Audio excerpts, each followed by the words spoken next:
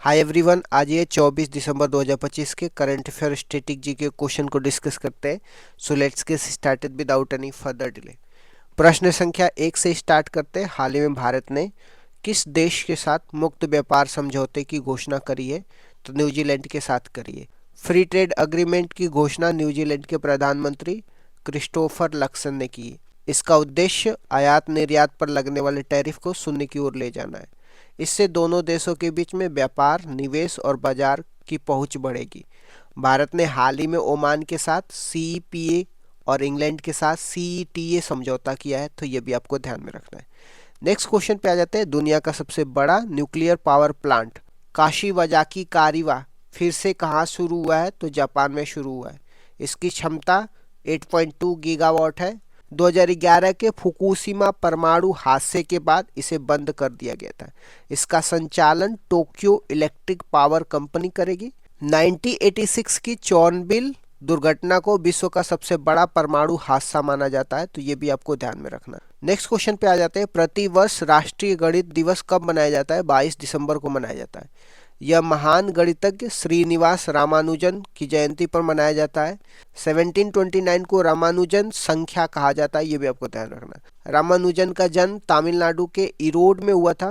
23 दिसंबर को किसान दिवस मनाते हैं, चौधरी चरण सिंह की जयंती। नेक्स्ट क्वेश्चन पे आ जाते हैं। इसरो ने गगनयान क्रू मॉड्यूल के लिए ड्रॉग पैराशूट का सफल परीक्षण कहाँ पे किया है? चंडीगढ़ में किया है। गगनयान मिशन का उद्देश्य मानव को अंतरिक्ष में भेजना है। ड्रॉग पैराशूट वापसी के समय गति को कम करते हैं। अत्यधिक घर्षण से बचाव हेतु यह प्रणाली आवश्यक है। इसरो नासा का संयुक्त मिशन निसार है, ये भी आपको ध्यान में रखना है। नेक्स्ट क्वेश्चन पे आ जाते हैं। किस देश के स्कैमर्स को 24 बेत मारने की सजा की घोषणा की गई है? तो सिंगापुर के। यह सजा धोखाधड़ी और साइबर अपराध के मामलों में लागू होगी। इसे जुडिशियल कैनिन कहा जाता है। सिंगापुर के प्रधानमंत्री लॉरेंस वोंग है। भारत और सिंगापुर के बीच में सिम्बेक्स नौसैनिक अभ्यास होता है, तो ये भी आपको ध्यान में रखना है। नेक्स्ट क्वेश्चन पे आ जाते हैं। नासा का नेतृत्व करने के लिए अमेरिकी सीनेट ने किसकी नियुक्ति की?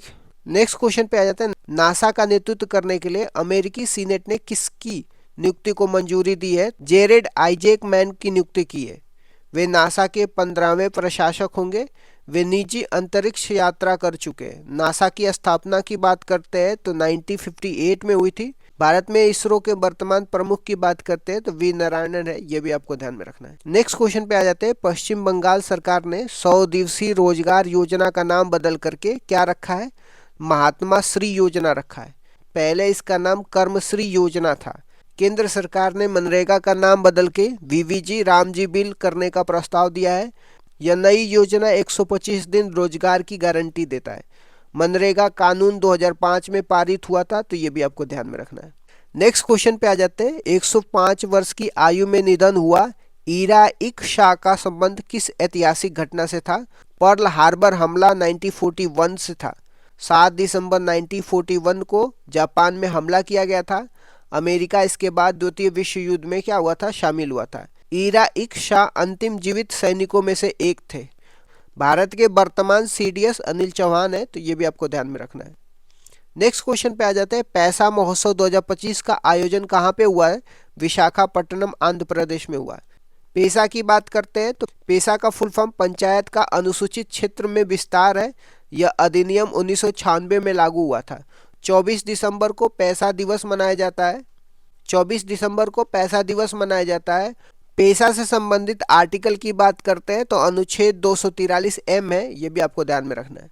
नेक्स्ट क्वेश्चन पे आ जाते हैं। Salman Khan the sultan of Bollywood पुस्तक के लेखक कौन है? मोहर बसु है। यह सलमान खान के कैरियर और प्रभाव पर आधारित है। शिखर धवन की आत्मकथा का नाम क्या है? धवन है। शक्ति स्कॉलरशिप फेलोशिप की शुरुआत की गई है, तो यह भी आपको ध्यान में रखना है। Aryna Sabalenka WTO player of the year 2025 है, ये भी आपको ध्यान में रखना है। आ जाते हैं कुछ महत्वपूर्ण संविधान संशोधन की बात करते हैं तो अनुच्छेद 368 में संविधान संशोधन से संबंधित प्रक्रिया दिया है। पहला संविधान संशोधन 1951 में किया गया था। इसमें 9वीं अनुसूची को जोड़ा जाता है। 42वां संविधान को मिनी संविधान कहते हैं, ये 1976 में हुआ था। 44वां संविधान, इसमें संपत्ति का अधिकार हटाया गया था। 61वां संविधान संशोधन 1989 में हुआ था। इसमें मतदान की आयु 18 वर्ष की गई थी। 86वां संविधान संशोधन 2002 में, इसमें शिक्षा का अधिकार दिया गया था। 101वां संविधान संशोधन का संबंध जीएसटी से।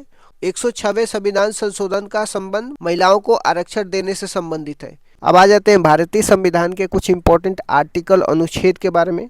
भाग 1 की बात करते हैं, इसमें संघ और उसका राज्य क्षेत्र है, जो अनुच्छेद 1 से 4 तक है। अनुच्छेद 1 में भारत का नाम इंडिया, जो कि भारत बताया गया है, और इसे राज्यों का संघ कहा गया है। संविधान में हिंदुस्तान शब्द का उपयोग नहीं किया गया है। अनुच्छेद 2 में नए राज्यों का भारत में प्रवेश, जैसे सिक्किम को शामिल किया गया था। अनुच्छेद 3 में नए राज्यों का निर्माण, जो वर्तमान राज्यों की सीमाओं और नामों का परिवर्तन करना। अनुच्छेद 4 में अनुच्छेद 2 और 3 के तहत कानून बनाने की शक्ति संसद के पास होगी। भाग 2 की बात करते हैं, इसमें नागरिकता से संबंधित है। अनुच्छेद 5 से लेकर 11 तक नागरिकता, सिटीजनशिप से संबंधित प्रावधान दिए गए। अनुच्छेद 9 में यदि कोई व्यक्ति स्वेच्छा से किसी विदेशी राज्य की नागरिकता लेता है तो उसकी भारतीय नागरिकता समाप्त हो जाएगी। अनुच्छेद 11 में नागरिकता संबंधित कानून बनाने की शक्ति संसद के पास है, और इसी के तहत नागरिकता संशोधन अधिनियम 1955 आया था। भाग 3 की बात करते हैं, जिसमें मौलिक अधिकार दिया है, जिसको फंडामेंटल राइट बोलते हैं। अनुच्छेद 12 से लेकर के 35 तक। अनुच्छेद 13 में कोई भी कानून जो मौलिक अधिकारों के असंगत हो वह समाप्त हो जाएगा। यहीं से न्यायिक पुनरावलोकन, जिसको जुडिशियल रिव्यू की शक्ति मिलती है। अनुच्छेद 14 में विधि के समक्ष समानता की बात करता है, यानी कानून के सामने सभी लोग समान होंगे। अनुच्छेद 15 में धर्म, मूल, वंश, जाति, लिंग, जन्म के आधार पर भेदभाव को रोक लगाने से संबंधित है। अनुच्छेद 16 में लोक नियोजन, सरकारी नौकरियों में अवसर की समानता, इसमें आरक्षण का प्रावधान दिया गया है। अनुच्छेद 17 में अस्पृश्यता, छुआछूत का अंत किया गया है। अनुच्छेद 18 में उपाधियों की अंत की बात किया जाता है, जिसमें सेना और एजुकेशनल उपाधियों को छोड़ करके। अनुच्छेद 19 क्लॉज 1 क्लॉज ए में बोलने और अभिव्यक्ति की स्वतंत्रता की बात किया जाता है। अनुच्छेद 21 में प्राण और दैहिक स्वतंत्रता का अधिकार दिया गया है। निजता का अधिकार, राइट टू प्राइवेसी, इसी में शामिल किया गया है। अनुच्छेद 21 ए में 6 से 14 वर्ष के बच्चों के लिए शिक्षा का अधिकार, जिसको 86वें संविधान संशोधन द्वारा 2002 में जोड़ा गया था। अनुच्छेद 23 में मानव के दुर्व्यापार, अनुच्छेद 23 में मानव के दुर्व्यापार और बलात् श्रम, जिसको जबरन मजदूरी बोलते हैं, इस पर रोक लगाने की बात किया जाता है। अनुच्छेद 24 में कारखानों आदि में बच्चों के नियोजन पर प्रतिबंध लगाने की बात किया जाता है। अनुच्छेद 32 की बात करते हैं, संवैधानिक उपचारों का अधिकार दिया है। डॉक्टर भीमराव अम्बेडकर ने इसे संविधान की आत्मा कहा है, और इसी के तहत सुप्रीम कोर्ट मौलिक अधिकारों की रक्षा के लिए 5 तरह की रीट जारी करता है। अब आ जाते हैं भाग 4 में। तो भाग 4 में राज्य के नीति निर्देशक तत्व दिए गए, जिसको डीपीएसपी बोलते हैं। अनुच्छेद 36 से लेकर के 51 तक डीपीएसपी के बारे में मेंशन किया जाता है। अनुच्छेद 37 में डीपीएसपी न्यायालय में अपरिवर्तनीय है। इसका मतलब ये है कि फंडामेंटल राइट का उल्लंघन होता है तो आप डायरेक्टली सुप्रीम कोर्ट में जा सकते हैं, लेकिन डीपीएसपी का वायलेशन होने पे आप सुप्रीम कोर्ट में नहीं जा सकते। अनुच्छेद 39 ए में सामान्य न्याय और निःशुल्क विधिक सहायता की बात करते हैं, जिसको फ्री लीगल एड बोलते हैं। अनुच्छेद 40 में ग्राम पंचायतों के गठन की बात किया जाता है। अनुच्छेद 44 में नागरिकों के लिए एक समान सिविल संहिता, जिसको यूनिफॉर्म सिविल कोड बोलते हैं, दिया गया है। अनुच्छेद 48 ए में पर्यावरण संरक्षण और संवर्धन वन्य तथा वन्य जीवों की रक्षा से संबंधित है। अनुच्छेद 50 में कार्यपालिका से न्यायपालिका का पृथक्करण की बात किया जाता है। अनुच्छेद 51 में अंतर्राष्ट्रीय शांति और सुरक्षा को बढ़ावा देना भारत की विदेश नीति का आधार है। अब आ जाते हैं भाग 5 में, जो संघ की बात किया जाता है। अनुच्छेद 52 से लेकर के 151 के बीच में दिया गया है। अनुच्छेद 52 में भारत का एक राष्ट्रपति होगा, ऐसा मेंशन किया जाता है। अनुच्छेद 61 में राष्ट्रपति पर महाभियोग, इम्पीचमेंट की प्रक्रिया से संबंधित प्रावधान दिए गए। अनुच्छेद 72 में राष्ट्रपति की क्षमादान की शक्ति दिया गया है, जो राष्ट्रपति मृत्युदंड को भी माफ कर सकते हैं। अनुच्छेद 76 में भारत का महान्यायवादी, जिसको अटॉर्नी जनरल ऑफ इंडिया बोलते हैं, दिया गया है। आर्टिकल 79 में संसद के गठन की बात किया जाता है, जिसमें राष्ट्रपति, लोकसभा, राज्यसभा को मिला करके संसद बनता है। अनुच्छेद 108 में संसद की संयुक्त बैठक, ज्वाइंट सिटिंग की बात किया जाता है। अनुच्छेद 110 में धन विधेयक, मनी बिल की परिभाषा दिया हुआ है। अनुच्छेद 112 में वार्षिक वित्तीय विवरण, जिसको बजट बोलते हैं, बजट का प्रावधान दिया गया है। अनुच्छेद 123 में राष्ट्रपति की अध्यादेश जारी करने की शक्ति दिया गया है, जिसको ऑर्डिनेंस बोलते हैं। अनुच्छेद 124 में उच्चतम न्यायालय, जिसको सुप्रीम कोर्ट की स्थापना और गठन से संबंधित प्रावधान दिए गए। अनुच्छेद 139 में उच्चतम न्यायालय एक अभिलेख न्यायालय, कोर्ट ऑफ रिकॉर्ड होगा। अनुच्छेद 143 में उच्चतम न्यायालय से परामर्श करने की राष्ट्रपति की शक्ति दी गई है। अनुच्छेद 148 में भारत का नियंत्रक एवं महालेखा परीक्षक की बात करता है, जिसको कैग बोलते हैं, कंट्रोलर एंड ऑडिटर जनरल बोलते हैं। अब आ जाते हैं भाग 6 में, जो राज्य के बारे में दिया गया है। अनुच्छेद 152 से लेकर के 237 तक राज्य के बारे में दिया गया है। अनुच्छेद 153 में राज्यों के राज्यपाल से संबंधित है। अनुच्छेद 161 में राज्यपाल की क्षमादान शक्ति के बारे में दिया गया है और राज्यपाल मृत्युदंड माफ नहीं कर सकते हैं। अनुच्छेद 165 में राज्य का महाअधिवक्ता की बात करते हैं, जिसको एडवोकेट जनरल बोलते हैं। अनुच्छेद 213 में राज्यपाल की अध्यादेश जारी करने की शक्ति दिया गया है। अनुच्छेद 214 में राज्यों के लिए हाईकोर्ट के बारे में दिया गया है। अनुच्छेद 226 में उच्च न्यायालय की रिट जारी करने की शक्ति दिया गया है। अब आ जाते हैं कुछ और महत्वपूर्ण अनुच्छेद के बारे में। भाग 9 में पंचायत से संबंधित दिया गया है, जो आर्टिकल 243 से लेकर 243 ओ तक दिया गया है। अनुच्छेद 243 ए में ग्राम सभा के बारे में बात करता है। अनुच्छेद 243 जी में पंचायतों की शक्तियों के बारे में बताया गया है और टोटल 29 फंक्शनल आइटम है। अनुच्छेद 243 के में राज्य निर्वाचन आयोग की बात करते हैं। पंचायतों के इलेक्शन के लिए राज्य निर्वाचन आयोग का गठन किया गया है, ऐसा अनुच्छेद 243 के में दिया गया है।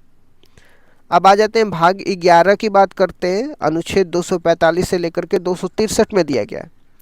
यह संघ और राज्य के बीच के संबंध को बताता है। अनुच्छेद 246 ए में जीएसटी की बात करता है, जिसको वस्तु एवं सेवा कर बोलते हैं। अनुच्छेद 262 में अंतर्राज्यीय नदी जल विवाद की बात करता है और अनुच्छेद 263 में अंतर्राज्यीय परिषद की बात करता है, जिसको इंटर स्टेट काउंसिल बोलते हैं। अब आ जाते हैं भाग 15 में, जो निर्वाचन संबंधित प्रावधान दिया गया है। आर्टिकल 324 से लेकर के 339 ए तक दिया गया है। आर्टिकल 324 में निर्वाचन आयोग, इलेक्शन कमीशन के बारे में मेंशन किया गया है। आर्टिकल 326 में वयस्क मताधिकार, एडल्ट सफरेज के आधार पर चुनाव की प्रावधान दिया गया है। अब आ जाते हैं भाग 17 के बारे में। अनुच्छेद 343 से लेकर के 351 के बीच में दिया गया है, जो राजभाषा की बात करता है। अनुच्छेद 343 में संघ की भाषा राजभाषा होगी और अनुच्छेद 351 में हिंदी भाषा के विकास के लिए निर्देशन दिए गए। अब आ जाते हैं भाग 18 में। अनुच्छेद 352 से 360 तक दिया गया है। इसमें आपातकाल उपबंध से संबंधित है, जिसको इमरजेंसी बोलते हैं। अनुच्छेद 352 में राष्ट्रीय आपातकाल की बात करता है और अनुच्छेद 356 में राज्यों में संवैधानिक तंत्र की विफलता, इसका मतलब राष्ट्रपति शासन से संबंधित है। अनुच्छेद 360 में वित्तीय आपातकाल से संबंधित है। अब आ जाते हैं भाग 20 में। अनुच्छेद 368, जो संविधान का संशोधन से संबंधित प्रावधान दिए गए। अनुच्छेद 368 में संसद की संविधान संशोधन की शक्ति के बारे में प्रावधान दिया गया। भारतीय संविधान में संशोधन का प्रावधान हम लोग दक्षिण अफ्रीका से लिए। जीवाणु बैक्टीरिया से होने वाले प्रमुख रोगों के नाम बताइए। जीवाणु से होने वाले रोग प्लेग, डिप्थीरिया, तपेदिक टीबी, काली खांसी, टिटनेस, टाइफाइड, कुष्ठ रोग, न्यूमोनिया, हैजा, सिप्लिस, गोनेरिया है। काली मौत किस रोग को कहा जाता है? तो काली मौत प्लेग को कहा जाता है। टीबी, तपेदिक से संबंधित महत्वपूर्ण तथ्य क्या है? तो टीबी के लिए बीसीजी, बेसिलस कोलमेट गुरीन का टीका लगाया जाता है। भारत सरकार का लक्ष्य 2025 तक टीबी को खत्म करना है। टिटनेस रोग को और किन नामों से जाना जाता है? तो टिटनेस रोग को लॉकजा, जिसको जबड़ा लॉक होना या धनुष्टाकार रोग भी कहा जाता है। टाइफाइड की जांच के लिए कौन सा टेस्ट है? टाइफाइड की जांच, जिसे मियादी बुखार भी कहते हैं, इसकी जांच के लिए विंडोल टेस्ट किया जाता है। हैजा रोग किस जीवाणु से होता है? इसमें शरीर का कौन सा अंग प्रभावित होता है? हैजा विब्रियो कोलेरी नामक जीवाणु से होता है। इसमें उल्टी दस्त होते हैं और आंतें प्रभावित होती है, जिसका इलाज के लिए ORS का घोल दिया जाता है। रेबीज रोग को अन्य किस नाम से जाना जाता है? तो रेबीज रोग को हाइड्रोफोबिया कहते हैं, क्योंकि इसमें मरीज को पानी से डर लगता है। इसके टीके की खोज लुईस पास्चर ने की थी। चिकन पॉक्स, जिसको छोटी माता कहते हैं, किस वायरस से होता है? चिकन पॉक्स वेरिसेला वायरस से होता है, जिसमें शरीर पर लाल दाने हो जाते हैं। डेंगू किस मच्छर से फैलता है? इसमें कौन सी चीज़ की कमी हो जाती है? डेंगू एंडीज इजिप्टीज मच्छर से फैलता है। इसके वायरस का नाम अर्बो वायरस है और इस रोग में शरीर में प्लेटलेट्स की कमी हो जाती है। भारत पोलियो मुक्त कब घोषित हुआ है? भारत 2014 में पोलियो मुक्त घोषित कर दिया गया था। एड्स किस वायरस से होता है? इसके लिए कौन सा टेस्ट किया जाता है? एड्स ह्यूमन इम्यूनोडिफिशियंसी वायरस से होता है। इसकी जांच के लिए शुरुआती टेस्ट में एलिसा टेस्ट और कंफर्मेशन के लिए वेस्टर्न ब्लॉट टेस्ट किया जाता है। स्वाइन फ्लू और बर्ड फ्लू के वायरस का नाम क्या है? स्वाइन फ्लू के वायरस का नाम H1N1 वायरस है। बर्ड फ्लू के वायरस का नाम H5N1 है। प्रोटोजोआ से होने वाले रोग कौन से हैं? तो प्रोटोजोआ से होने वाले रोग पायरिया, कालाजार, मलेरिया, पेचिस और सोने की बीमारी, अनिद्रा रोग आते हैं। मलेरिया रोग का वाहक कौन है और इसमें कौन सी दवा दी जाती है? मलेरिया रोग का वाहक मादा एनाफिलीज मच्छर है और इसका कारण प्लाज्मोडियम परजीवी है। इसमें शरीर का RBC, जिसको लाल रक्त कोशिकाएं बोलते हैं, प्रभावित होती है और इसकी दवा कुनैन है। कवक, जिसको फंगस बोलते हैं, कवक से होने वाले रोग कौन से हैं? कवक से होने वाले रोग गंजापन, दाद, दमा, खाज, खुजली और एथलीट फूट जैसे रोग होते हैं। हीमोफीलिया और वर्णांधता, कलर ब्लाइंडनेस कैसे रोग है? यह दोनों अनुवांशिक रोग है जो एक पीढ़ी से दूसरी पीढ़ी में जाते हैं। हीमोफीलिया को शाही रोग भी कहते हैं। इसमें रक्त का थक्का नहीं जमता है। वर्णांधता में व्यक्ति रंगों में भेद नहीं कर पाता है। इन दोनों रोगों की वाहक महिलाएं होती है। तो इस तरीके से मैंने कुछ इंपॉर्टेंट करंट अफेयर को डिस्कस कर दिया। Thank you so much guys. Keep loving, keep supporting. Bye bye, see you.